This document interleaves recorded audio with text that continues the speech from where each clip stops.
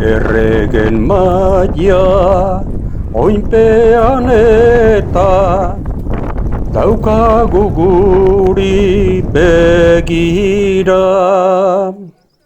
Eguraldia ederra eta ikusmira borobila. Gure aurrean agertzen dira beraldiko mendipila. Euskal Herriko tontor buruak gaur egin digutiz dira. Gure aurrean agertzen dira beraldiko mendipila.